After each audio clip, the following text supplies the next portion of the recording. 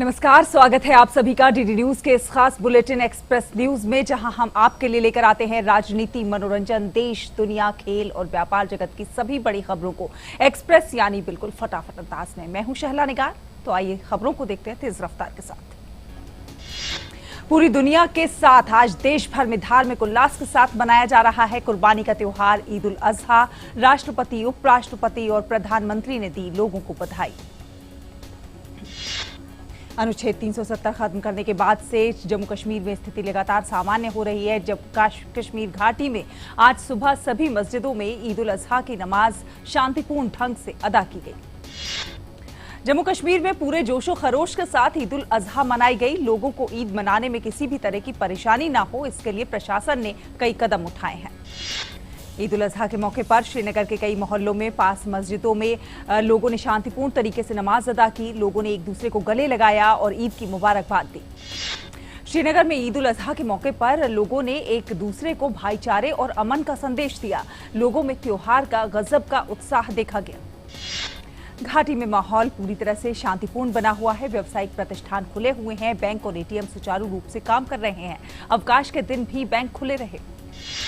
सरकार ने आम लोगों और कर्मचारियों की सहूलत के लिए कई कदम उठाए हैं। सिविल प्रशासन ने बताया है कि 300 से ज्यादा विशेष टेलीफोन बूथ बनाए गए हैं ताकि लोग अपने परिजनों से बात कर सकें।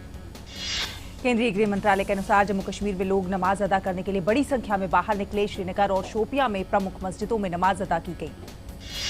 पुंछ में स्थानीय लोगों ने प्रशासन के अधिकारियों को ईद की मुबारकबाद दी। इस मौके पर स्थानीय मस्जिदों में नमाज अदा की गई।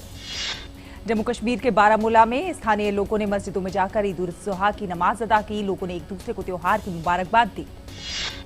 जम्मू कश्मीर के उधमपुर में ईदगाह मैदान में लोगों ने बड़ी संख्या में इकट्ठा होकर ईद उल अजहा की नमाज अदा की। इस मौके पर लोगों ने अमन की दुआ की। राजौरी में लोगों ने पूरे उल्लास के साथ ईद उल अजहा का त्योहार मनाया। इस मौके पर लोगों ने सलामती की दुआ की। जम्मू कश्मीर के रामबन में ईद की रौनक देखी गई। वहां पर स्थानीय लोगों ने मस्जिदों में ईद उल अजहा की नमाज अदा की। जम्मू कश्मीर के बडगाम में ईद उल अजहा के मौके पर लोगों ने एक दूसरे को गले लगाया और त्योहार की बधाई दी। लोगों ने स्थानीय प्रशासन के इंतजामों की भी तारीफ की। बांदीपुरा में देखी गई ईद उल अजहा की धूम। लोगों ने इबादत कर सलामती की दुआ मांगी।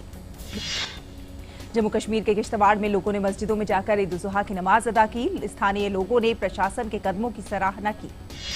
जम्मू कश्मीर के डोडा में भी ईद उल अजहा की नमाज अदा की गई। लोगों ने सभी को एक साथ मिलकर त्योहार मनाने का संदेश दिया।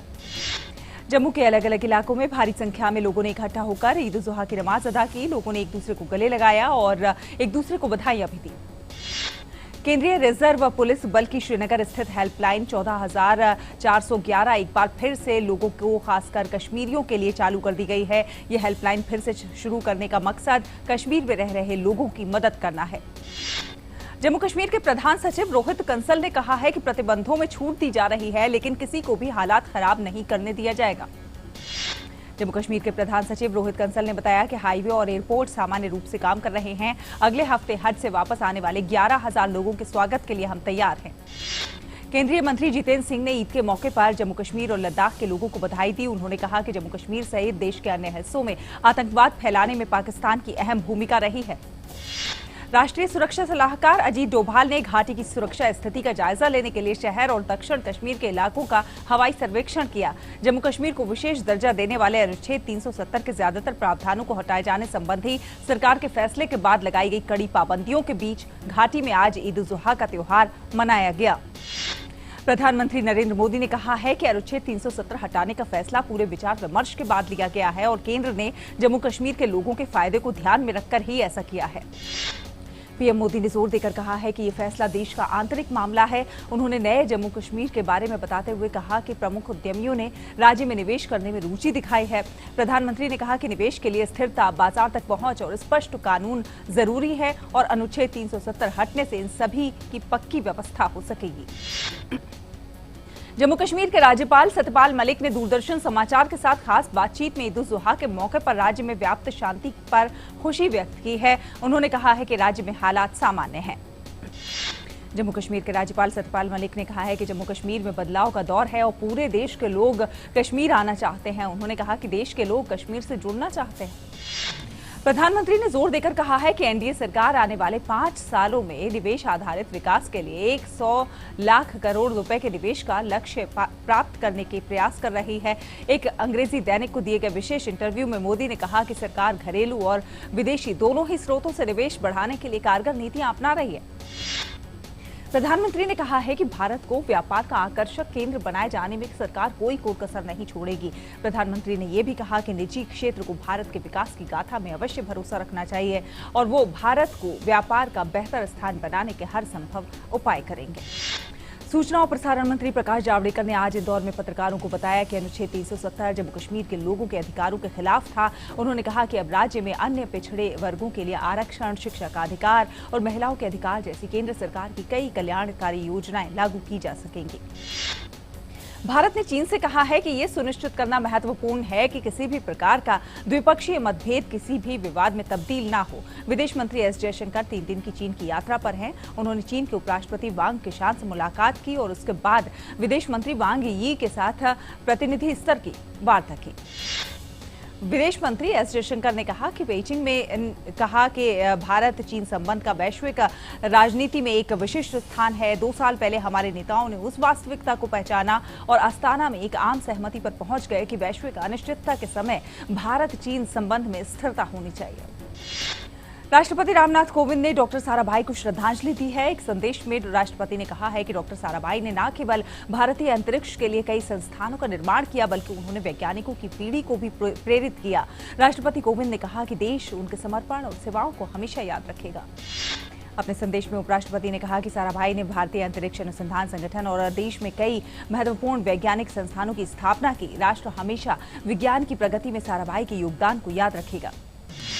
प्रधानमंत्री नरेंद्र मोदी ने ट्विटर पर एक वीडियो साझा करके डॉक्टर विक्रम साराभाई को श्रद्धांजलि भेंट की। उन्होंने कहा कि भारतीय अंतरिक्ष और नवोन्मेष में उनका योगदान उल्लेखनीय है। इसरो के मुताबिक चंद्रयान 2 का सफर सकुशल अपनी मंजिल की तरफ आगे बढ़ रहा है। इसरो के चेयरमैन के सिवन के मुताबिक 20 अगस्त को स्पेसक्राफ्ट चांद पर पहुंचेगा और 7 सितंबर को योजनानुसार चांद पर लैंड करेगा। केरल के कई हिस्सों में बारिश का पानी घटने लगा है और मलप्पुरम के साथ ही वायनाड में भूस्खलन से प्रभावित कवलप्परा और पुथुमाला इलाकों में तलाशी अभियान अभी भी जारी है। राज्य में बारिश जनित घटनाओं में मरने वालों की संख्या बढ़कर 76 हो गई है और 2.87 लाख लोग राहत शिविरों में शरण लिए हुए। केरल में 58 व्यक्ति अभी भी लापता हैं। इनमें से 50 लोग मलप्पुरम से हैं। वहां पर मरने वालों की संख्या बढ़कर 24 हो गई है, जो कि राज्य में सबसे अधिक है। उत्तराखंड में बारिश के कारण राज्य के अनेक भागों में सामान्य जनजीवन प्रभावित हुआ है। चमोली जिले में वर्षा से संबंधित घटनाओं में 5 लोगों की मौत हो गई। भारी बारिश के कारण 4 धाम यात्रा के मार्ग पर यातायात पर भी असर पड़ा है। उत्तराखंड में पहाड़ियों से चट्टानों और मलबे के गिरने के कारण 50 ग्रामीण सड़कों पर आवागमन बाधित हुआ है। मौसम विभाग ने अगले 24 घंटों में राज्य के कुछ भागों में भारी वर्षा की संभावना व्यक्त की है। तो इसी के साथ वक्त हुआ एक छोटे से ब्रेक का। आप बने रहिए डीडी न्यूज के साथ।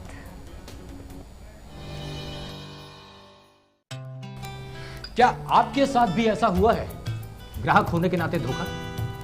क्या आप चुपचाप सहन करके बैठ जाते हैं या अपने हक की लड़ाई लड़ते हैं? मेरे साथ भी धोखा हुआ। बस अपनी शिकायत लिखी, अपोजिट पार्टी के फैक्ट्स और डॉक्यूमेंट्स के साथ कंज्यूमर फोरम में जमा कर दी। न वकील की फीस लगी और फैसला भी 3 महीने में आ गया। आप भी सोचिए मत, अपने हक की लड़ाई कंज्यूमर फोरम में लड़िए। जागो ग्राहक जागो। अरे भैया, क्या हमेशा के लिए बैंगलोर जा रहे हो क्या? प्लानिंग तो परफेक्ट होनी चाहिए ना। अब वहाँ किसी चीज़ की ज़रूरत होगी तो क्या भोपाल वापस आऊँ मैं? फिर ठीक है, लेकिन वहाँ अपना आधार अपडेट करना नहीं भूलना। आधार अपडेट? हाँ। पर कैसे करवाऊँ? किसी भी बैंक या पोस्ट ऑफिस के आधार केंद्र में जाकर आप अपने आधार को अपडेट करवा सकते हैं और एड्रेस के लिए UIDAI की वेबसाइट पर जाकर खुद बदल सकते हैं। जीवन को आसान बनाने के लिए हम हैं आधार के साथ। मेरा आधार, मेरी पहचान।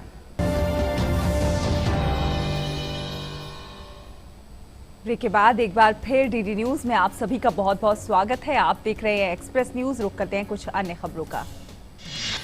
उत्तराखंड के मुख्यमंत्री त्रिवेंद्र सिंह रावत ने चमोली के घाट इलाके में बादल फटने की घटना में 6 लोगों की मौत पर शोक जताया है। जिला प्रशासन को राहत और बचाव कार्य चलाने का निर्देश दिया। विशाखापट्टनम में आज सुबह एक सपोर्ट वेसल में आग लग गई, जिसमें 29 क्रू मेंबर मौजूद थे, जिन्होंने वक्त पर कूदकर जान बचाई। 28 लोगों को रेस्क्यू किया गया। महाराष्ट्र के कोल्हापुर सांगली फाटा में भारी वाहनों और एसयूवी के आवागमन के लिए बाढ़ प्रभावित राष्ट्रीय राजमार्ग फिर से खोल दिया गया। महाराष्ट्र के सांगली में राष्ट्रीय आपदा मोचन बल के जवानों को पाकीज़ा मस्जिद में राखी बांधी गई। गौरतलब है कि सांगली जिला बाढ़ से बुरी तरह से प्रभावित है। केंद्रीय मंत्री और राज्यसभा सांसद रामदास अठावले ने अपनी सांसद विकास निधि से 50 लाख रुपए बाढ़ प्रभावित कोल्हापुर और सांगली के लिए देने का ऐलान किया। उन्होंने अन्य विधायकों सांसदों से भी मदद की अपील की। कर्नाटक के मुख्यमंत्री बीएस येदियुरप्पा ने उम्मीद जताई है कि राज्य के बाढ़ प्रभावित क्षेत्रों में स्थिति 4 से 6 दिनों में सामान्य हो जाएगी, क्योंकि वर्षा में कमी आई है। मुख्यमंत्री येदियुरप्पा ने इसके साथ ही ये भी विश्वास जताया है कि केंद्र धनराशि जारी करके राहत उपायों में सहयोग करेगा। राष्ट्रीय हरित अधिकरण ने केंद्र सरकार को लेड सीसा के मानकों पर रिपोर्ट देने का और अधिकतर इमारतों में आमतौर पर इस्तेमाल होने वाले पॉलीविनाइल क्लोराइड यानी कि पीवीसी पाइपों में स्टेबलाइजर के तौर पर इस्तेमाल लेड को चरणबद्ध तरीके से हटाने का निर्देश दिया है। राष्ट्रीय हरित अधिकरण एनजीटी ने हरियाणा राज्य प्रदूषण नियंत्रण बोर्ड को प्रदूषण फैलाने वाले उद्योगों से वसूल किए जाने वाले पर्यावरण मुआवजे के निर्धारण के लिए तंत्र की समीक्षा करने का निर्देश दिया है। उच्चतम न्यायालय ने एलजीबीटीक्यू समुदाय के लिए समलैंगिक विवाह, गोद लेना और किराए की कोख जैसे नागरिक अधिकारों की मांग के लिए दायर पुनर्विचार याचिका खारिज कर दी है। दिल्ली उच्च न्यायालय ने पुलिस आयुक्त से पूछा है कि क्या ट्रैफिक पुलिस कर्मियों को ड्यूटी स्थल पर पेयजल, शौचालय और चिकित्सा जांच की सुविधा उपलब्ध कराई जाती है। पीठ ने पुलिस आयुक्त को मामले में हलफनामा दाखिल कर अदालत की ओर से पूछे गए सवालों का जवाब 27 सितंबर को होने वाली अगली सुनवाई से पहले देने को कहा है। रिलायंस इंडस्ट्रीज अपने तेल और रसायन कारोबार में 20% हिस्सेदारी सऊदी अरब की प्रमुख तेल कंपनी अरामको को बेचेगी। ये सौदा करीब $15 अरब अथवा 1.06 लाख करोड़ रुपए में पूरा होने की उम्मीद है। रिलायंस इंडस्ट्रीज के चेयरमैन मुकेश अंबानी ने कंपनी को 18 महीनों के भीतर ऋण मुक्त करने की योजना पेश की है। इसके तहत कंपनी अपने तेल और रसायन कारोबार में सऊदी अरामको और ईंधन खुदरा कारोबार में ब्रिटेन की BP हिस्सेदारी को बिक्री कर धन जुटाएगी। रिलायंस समूह के प्रमुख मुकेश अंबानी ने सोमवार को रिलायंस जियो और की ब्रॉडबैंड सेवा जियो गीगा फाइबर को 5 सितंबर से देश भर में शुरू करने की घोषणा की। इसके साथ ही कंपनी न्यूनतम 100 MBPS की इंटरनेट गति, आजीवन मुफ्त फोन कॉल और मुफ्त HD टीवी और डिश उपलब्ध कराएगी। अंतर्राष्ट्रीय बाजार में क्रूड ऑयल की कीमत में गिरावट का असर घरेलू बाजार में दिखाई दे रहा है। सोमवार को डीजल की कीमतों में गिरावट देखने को मिली है, वहीं पेट्रोल के भाव स्थिर बने हुए हैं। डीजल के भाव में आज 5 से 6 पैसे की कमी देखी गई। ग्वाटेमाला में राष्ट्रपति पद के लिए हुए चुनाव में कंजर्वेटिव उम्मीदवार अलेजांद्रो गियामाटेई ने जीत हासिल कर ली है। गियामाटेई ने 58.5% मत हासिल करने के साथ ही 5,50,000 मतों की बढ़त बना ली थी और मतों की गिनती पूरी होने से पहले ही अदालत ने उन्हें विजयी घोषित कर दिया। गियामाटेई ने 58.5% मत हासिल करने के साथ ही 5,50,000 मतों की बढ़त बना ली थी और मतों की गिनती पूरी होने से पहले ही अदालत ने उनको विजयी घोषित कर दिया। म्यांमार के दक्षिण पूर्वी पौग शहर में भूस्खलन में मारे गए लोगों की संख्या बढ़कर 56 हो गई है। पौग के सांसद जॉर्ज हाटू ने सप्ताहांत में घटनास्थल का दौरा किया। सिंगापुर सरकार ने वन्य जीवों से बने सामान के अवैध व्यापार पर नकेल कसते हुए सोमवार को कहा कि वो हाथी दांत और उससे बने सामान की घरेलू बिक्री पर 2021 से पूर्ण प्रतिबंध लगा देगा। सरकार ने ये घोषणा विश्व हाथी दिवस पर की। सिंगापुर में विश्व हाथी दिवस की घोषणा के बाद गैर सरकारी समूहों, हाथी दांत के खुदरा विक्रेताओं और जनता के साथ 2 साल के विचार विमर्श हुए। राज्य के अधिकारियों ने पिछले महीने तस्करी किए गए हाथी दांत की सबसे बड़ी जब्ती की थी। चीन में चक्रवात लेकिमा से 11 और लोगों की मौत हो जाने के बाद सोमवार तक इस प्राकृतिक आपदा में जान गंवाने वालों की संख्या अब बढ़कर 44 हो गई है। लेकिमा चक्रवात के बाद लापता हुए लोगों की तलाश लगातार जारी है। इससे 10 लाख से अधिक लोग विस्थापित हुए हैं। अमेरिका की एक जेल में यौन अपराधी और अमेरिकी फाइनेंसर जेफरी एप्स्टीन ने की कथित हत्या को लेकर देश भर में नाराजगी बढ़ गई है। अमेरिकी सांसदों ने इसको लेकर जवाबदेही की मांग करते हुए आशंका जताई है कि कहीं उनकी मौत के पीछे कोई आपराधिक कृत्य तो नहीं छुपा हुआ है। दोहा में चल रही 8वें दौर की वार्ता में अफगानिस्तान में अमेरिकी सैनिकों की मौजूदगी घटाने को लेकर एक समझौते पर पहुंचने के लिए तालिबान और अमेरिका के बीच हालिया दौर की वार्ता संपन्न हो गई है। रविवार को अमेरिकी शांति दूत जलमह खलीलजाद ने ट्वीट किया कि उम्मीद करता हूं कि अफगानिस्तान में युद्ध के माहौल में ये आखिरी ईद होगी।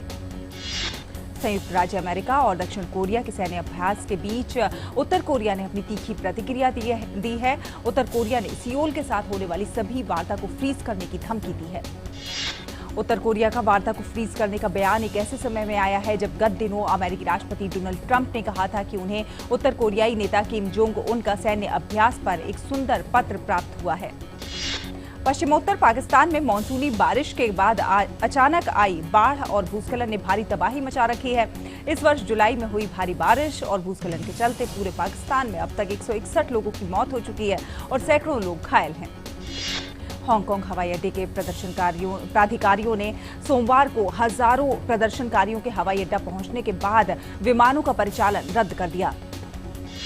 प्राधिकारियों को उस समय ये फैसला लेना पड़ा जब लोकतंत्र समर्थक हजारों प्रदर्शनकारी अपने हाथों में हांगकांग सुरक्षित नहीं है और पुलिस बल शर्म करो जैसी तख्तियां लेकर हवाई अड्डे पर पहुंच गए। प्राधिकारियों ने बयान में कहा कि हांगकांग अंतर्राष्ट्रीय हवाई अड्डे पर विमानों का परिचालन रद्द कर दिया गया है क्योंकि आज यहां पर लोग जमा हो गए थे। साथ ही साथ बयान में प्राधिकारियों को हवाई अड्डे पर नहीं आने का परामर्श भी जारी किया गया है।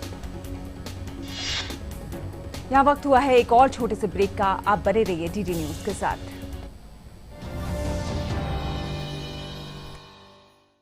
हेलो, कौन? नमस्कार मैडम जी हम 10 वही जो बच्चों को देते हैं बड़ा काश। सोचा आपको बता दें कि हम फिर मिलने आ रहे हैं आपके बच्चे से। उसकी तबीयत बिगाड़ेंगे। दस्त ऐसे दस्तक देकर नहीं आते, तो दस्त के लिए तैयार रहना। घर में ORS और जिंक है ना?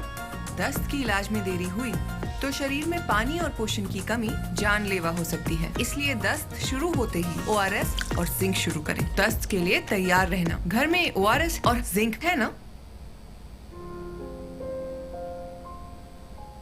खाने पीने के बिल पे जो सर्विस चार्ज लगाते हैं, इसे चुकाना या न चुकाना ये ग्राहक की मर्जी है। जो ग्राहक से जबरदस्ती सर्विस चार्ज लगाएगा, अनफेयर ट्रेड प्रैक्टिस का वो दोषी माना जाएगा।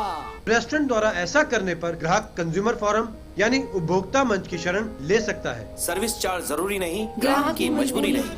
ग्राहक जागो।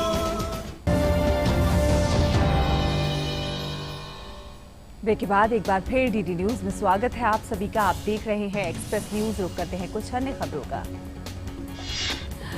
ईरान के राष्ट्रपति हसन रूहानी ने कहा है कि खाड़ी क्षेत्र में अमेरिका सहित कुछ अतिरिक्त क्षेत्रीय देशों का हस्तक्षेप समस्याओं को केवल और अधिक जटिल बना रहा है। श्रीलंका के विपक्षी नेता महिंदा राजपक्षे ने अपना भाई और पूर्व रक्षा सचिव गोतबया राजपक्षे को राष्ट्रपति पद की दौड़ में विपक्ष के राष्ट्रपति पद के उम्मीदवार के रूप में नामित किया है। एक बंदूकधारी ने वेस्ट शिकागो में एक स्ट्रीट पार्टी में मौजूद 100 से अधिक लोगों की भीड़ पर अंधाधुंध फायरिंग कर दी। इस घटना में गोली लगने से 6 लोग घायल हुए हैं।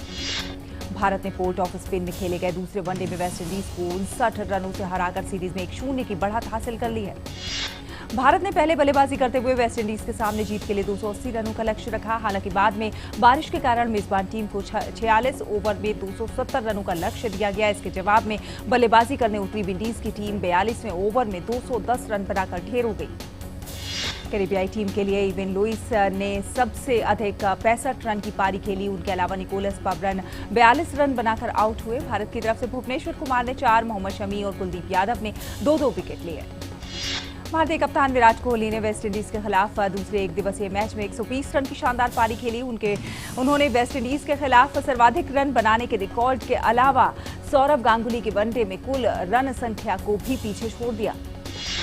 भुवनेश्वर कुमार ने इस मुकाबले में 4 विकेट अपने नाम किए और वो अपनी गेंदबाजी से काफी संतुष्ट नजर आए। भुवनेश्वर के मुताबिक नोकलस पूरन और चेस का विकेट काफी अहम था।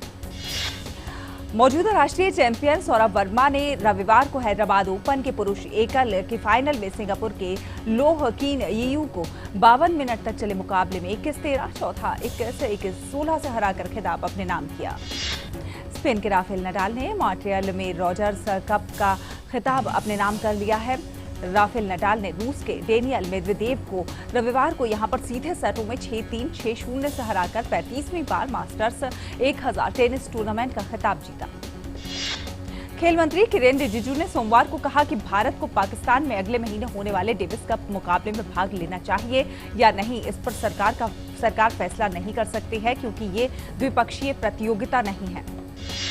वेस्टइंडीज के कोच फ्लाइड रीफर ने भारत के खिलाफ दूसरे एक दिवसीय अंतर्राष्ट्रीय मैच में 59 रन की शिकस्त के बाद कहा है कि मध्यक्रम के बल्लेबाजों को मैच जीतने के लिए और अधिक जज्बा और जुझारूपन दिखाने की जरूरत है। पूर्व कप्तान सुनील गावस्कर का मानना है कि ऋषभ पंत की तुलना में श्रेयस अय्यर एक दिवसीय अंतर्राष्ट्रीय मैचों में चौथे स्थान के लिए बेहतर विकल्प हैं और भारतीय मध्यक्रम में उन्हें स्थायी जगह मिलनी चाहिए। अय्यर ने वेस्टइंडीज के खिलाफ दूसरे वनडे में 71 रन बनाए थे। भारतीय बल्लेबाज श्रेयस अय्यर को उम्मीद है कि वेस्टइंडीज के खिलाफ दूसरे एक दिवसीय अंतर्राष्ट्रीय मैच में 71 रन की पारी से उन्हें भारतीय टीम में नियमित जगह बनाने में मदद मिलेगी। आर्सेनल ने भी आसान जीत के साथ इंग्लिश प्रीमियर लीग में अपने अभियान की शुरुआत कर दी है। रविवार को खेले गए मुकाबले में आर्सेनल ने न्यूकासल यूनाइटेड को 1-0 से हराने में सफलता पाई। मैनचेस्टर यूनाइटेड ने इंग्लिश प्रीमियर लीग के अपने पहले ही मुकाबले में चेल्सी को बड़ी ही आसानी से 4-0 से हरा दिया। टीम की इस जीत के हीरो रहे युवा स्ट्राइकर मार्कस रैशफोर्ड ने मैच में 2 गोल करने में सफलता पाई। भारत की शीर्ष महिला पहलवान विनेश फोगाट को रविवार को मेडवेड कुश्ती टूर्नामेंट के 53 किलोग्राम भार वर्ग के फाइनल में हार का सामना करना पड़ा है। उन्हें रूस की एन मलिशेवा से शिकस्त मिली है। साक्षी मलिक ने मेडवेड कुश्ती टूर्नामेंट में 62 किलोग्राम में, नवजोत कौर ने 68 किलोग्राम में और किरण ने 76 किलोग्राम वर्ग में देश के लिए कांस्य पदक अपने नाम किया। देश भर में ईद उल जुहा का जश्न मनाया जा रहा है। इस खास मौके पर बॉलीवुड सेलिब्रिटीज ने भी फैंस को ईद की शुभकामना देकर त्योहार को स्पेशल बना दिया है। बॉलीवुड के दिग्गज अभिनेता अमिताभ बच्चन ने ईद उल जुहा के मौके पर ट्विटर के जरिए सभी को बधाई दी है। सुपरस्टार शाहरुख खान ने अपनी तस्वीर साझा करके फैंस को ईद की बधाई दी।